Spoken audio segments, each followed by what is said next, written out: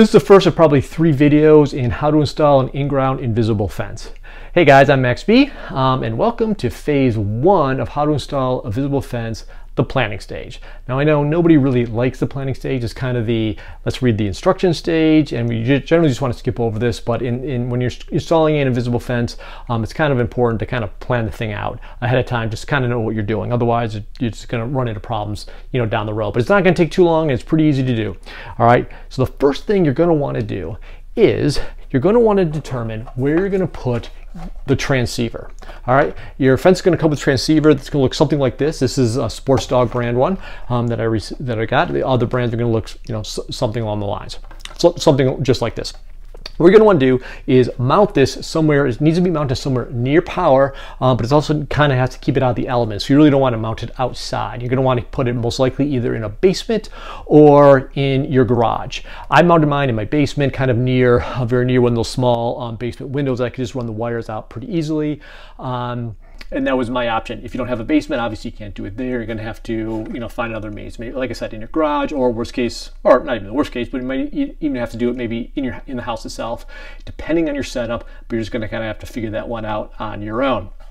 Okay, you're also going to keep it away from things that get wet. So if it's in the basement, probably keep it away from a washing machine or a hot water heater, things along those lines that could break and get the thing wet. Not the end of the world, but you probably want to keep it away from that. All right. So once you've determined where you're gonna mount this, next is you're gonna start planning out kind of how you're gonna run the wire. Now, real quick tutorial on kind of how this thing works if you have no idea. Basically, this thing's gonna plug into the wall and your wires are gonna run out of it. And basically, you're gonna have a wire kind of like this. This is the wire that actually came with the kit itself, about this gauge. This is just one kind of, longish piece of wire that I have here, okay? And the way it's gonna work is this. One end is going to plug into the bottom here. It's gonna plug in, I don't know if you can see it, plug into the fence. Like so, in the transceiver, like so, okay? It's gonna run out, down, you're gonna run this outside, it's gonna bury it all around your yard, it's gonna come all the way back, and then it's gonna get plugged into this one's gonna be plugged in right there, like that. And now you have a full loop. It comes out here, goes all the way around and back as you go. Then what you're gonna do then is plug it in, and once it is plugged in, like so, once you power it on, you're gonna get these 2 lights that are gonna come on, okay? One light is the power light, just to show that you have power, and the other is called a loop light, right there. The loop light means that this whole loop that we've created with this wire is intact, okay? So let's just say somehow the wire gets cut along the line. Maybe a rodent chews through it. I don't know. Maybe it just comes out of here. Who knows? It's never happened to us. Well, it kind of did one time, but that's kind of my fault. But whatever. If it comes out, what's going to happen is this whole thing. Let me just pull one out here.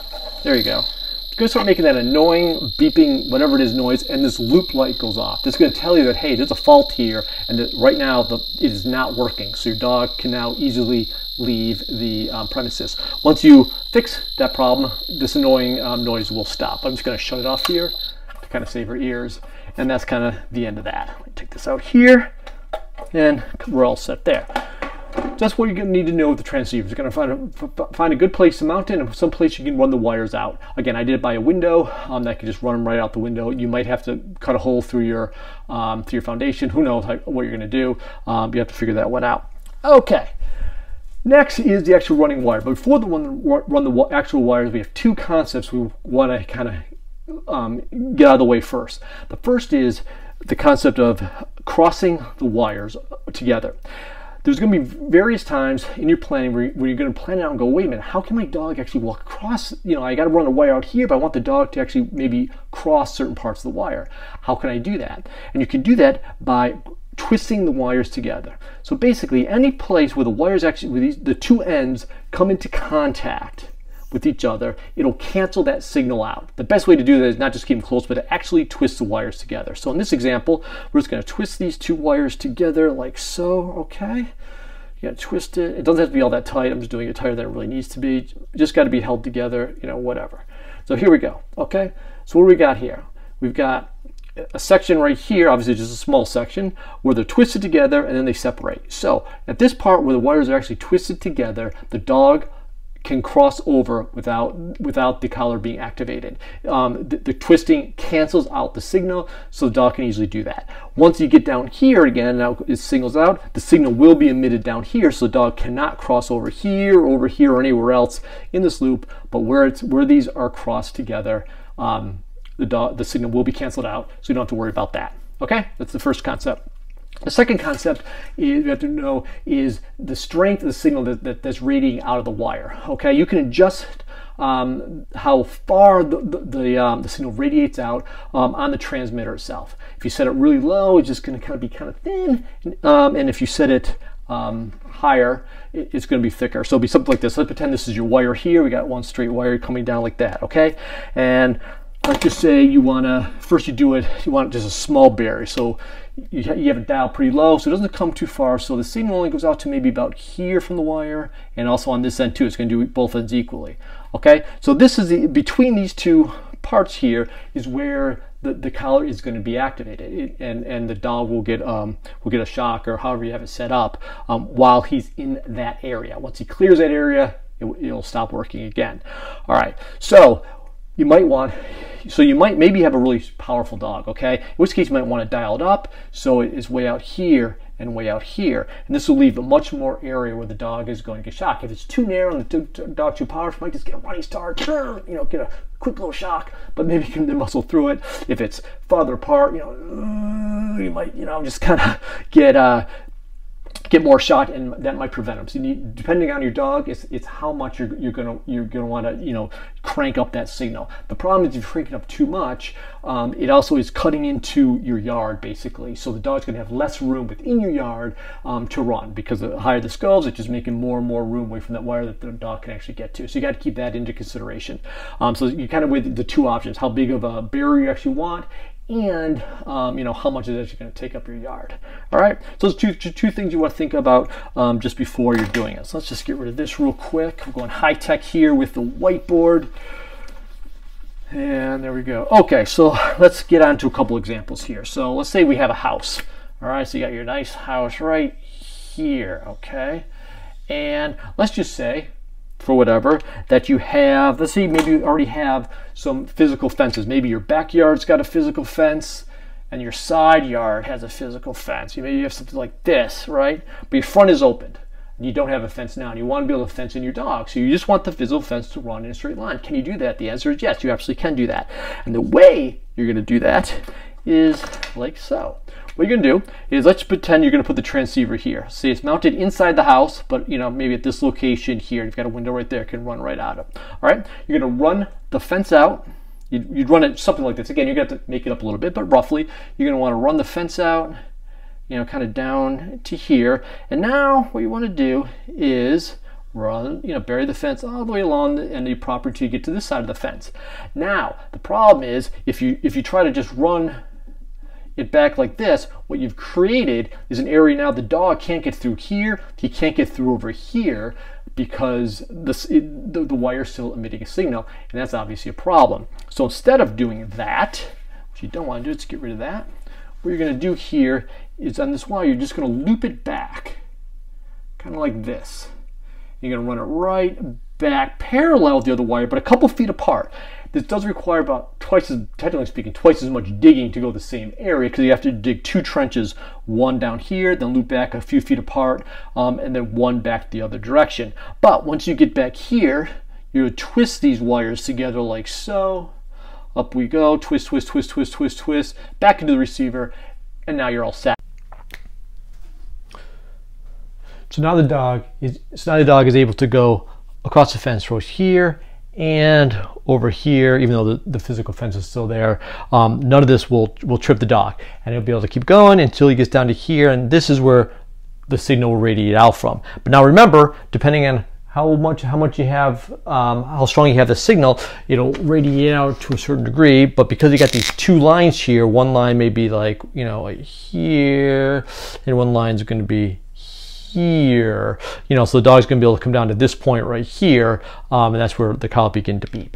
All right, so that's what to keep in, and that's how you do it. You have a straight line. Maybe it's reversed. Maybe you have a like a lake house or something like you, and you have maybe down here water and not the road or whatever, and vice versa. You just don't want the dog to be able to go in the water, whatever it is. I don't know. I just make the stuff up at this point, but you get the picture. That's how you do it if you want to do a straight line. All right, so let's get rid of this. All right, and kind of, let's just start over again. Okay, good old whiteboards. Okay, now here we go. Now we're back at our house. Okay, and we're gonna do kind of what I did. Now when I installed mine, I wanted the dog to have access to my entire property. Okay, so how do you do that? Well, in that case, let's get a marker here. In that case, what I did, I had my transmitter, I should say, right about here in my house, right inside of it is in my basement near a window, and it sat right around there. I wanted the dog to have full cover, full area, full range, I should say. Geez, I can't talk. Around my house. What did I do? I ran the initial wire, kind of ran down, up and down to where I want to begin to run, which is right around here. Then I just made a whole loop around my property, all the way down, all the way over, all the way up, all the back of my property, and back down. Again, once I got back down to this point where the two wires come together, this is where you twist them together. Boom, boom, boom. Twist, twist, twist, twist, twist, twist, twist. Plug it back into the transceiver. Then you bury this part as well. And now the dog can easily cross over this because it's twisted, so it's canceled out. He can cross over here, but all this other line is going to prevent him from leaving the property. And that's how I did mine. A pretty basic setup. I sit about an acre of land. Obviously, the map's not to scale, and that's how it works. So let's just say you install this thing, and a year from now, your wife says, "Listen, I want a garden. I really want a garden. I want to plant something," and she decides to make a garden in her, in the front here. So she wants to dig out an area kind of like this for her garden. All right, but she doesn't want the dog on the garden. What should she do? Well, it's easy. All you have to do is come back down, and what you're going to want to do is find your original wire that you had buried somewhere. You're going to know approximately where it is anyways. All right, kind of dig it up, and then what you're going to do is splice a wire. Just kind of cut the wire right here, splice it in, run the wire to here, bury it up nice all the way around the garden or pool or whatever it is. Right, come back down again, twist, twist, twist, twist, twist, twist, twist, twist, twist, twist these together, and then splice it back in, splice the other back in down here. So you got a full loop coming out. The loop's going to come down, the wire back here, all the way around, twist, and then just kind of keep going around. So again, the dog will be able to go over right here, but not be able to go over around the garden.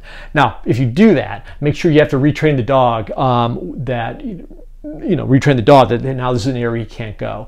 That is done with these little training flags. That's how you're originally going to train them. We'll cover that in a different video. But you'd have to retrain the dog. Basically, put the flags up, around here, around there as well, and train the dog that, hey, you're going to get zapped if you try to go over this spot too. They learn pretty quickly, believe me. But you're all going to want to do that. All right. So that's it. That's our planning stage. Go back, grab a piece of paper. Draw your house, try to figure out the best way to do it, how you want to do it. Don't worry about driveways. I actually do have a driveway. It kind of comes out, out here. How did I do it actually? Driveway kind of comes down like this. I'm sorry. And I did have to go over a driveway. It's okay to go over a driveway. We'll get to that in a later video as well. But if you have driveways or walkways, just plan that you can go over them or under them or however we're going to do it. Again, we'll get into the details of that, but it is possible. So just make sure you kind of remember that. And that's it. Do it on up. And once we have that done, the next phase 2, is actually kind of planning the wire, where we're going to go actually outside and how to actually bury the wire. Okay, so that's going to be video number 2. Look for that if you like. If you've liked this content here, hit the subscribe button below. Also, there should be a link below as well. But if you go to my website, whitedoglife.com, put that up just in your URL. If you go there, there's some other some other information, and if you go to the download section there, you can also download a guide that I put together to kind of show you how to do all this, the entire installation. It's kind of a dummy's guide to doing this, written out. So once again, that's whitedoglife.com. If you go there, go to the download section, and you should see it. All right, so thank you for watching my video, and I'll see you in the next one. See you later. Goodbye.